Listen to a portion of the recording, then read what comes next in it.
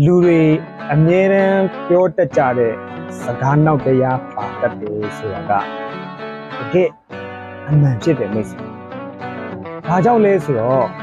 ဘုရားသခင်ကဒီနေ့ကျွန်ုပ်ကိုဖန်ဆင်းကြတဲ့ကကျွန်တော်တို့ရဲ့နှုတ်ပေါ်ဘုရားသခင်ကအခွင့်အာဏာဒါတကယ်ပေးထားတာဖြစ်ပါတယ်မိတ်ဆွေ။ဒါကြောင့်ကျွန်တော်တို့နှုတ်ကနေဝန်ခံပြောထုတ်လိုက်တဲ့စကားကကျွန်တော်တို့ရဲ့အနာဂတ်ဖြစ်တယ်လို့ဆိုတယ်။နေ့ရက်စဉ်တိုင်းမှာကျွန်တော်တို့ရင်ဆိုင်ကြုံတွေ့နေရတဲ့အရာတွေကတော့မတူပါဘူး။ဒါပေမဲ့နေ့ရက်စဉ်တိုင်းမှာကျွန်တော်တို့ဘာကိုဝန်ခံပြောထုတ်တယ်လဲဆိုတာကတကယ်အရေးကြီးတာဖြစ်ပါတယ်မိတ်ဆွေ။ကျွန်တော်တို့ရဲ့နှုတ်ကနေကျွန်တော်တို့ညီးတွားနေကြလားဒါမှမဟုတ်နေ့ရက်စဉ်တိုင်းမှာဘုရားခင်ချင်းဝမ်းနေတာလား။နှုတ်ကနေဝန်ခံပြောထုတ်လိုက်တဲ့အတိုင်းသင်ရဲ့အနာဂတ်မှာဖြစ်လာဖြစ်ပါမိတ်ဆွေ။ဒါကြောင့်ကျွန်တော်တို့ရဲ့နှုတ်ကနေ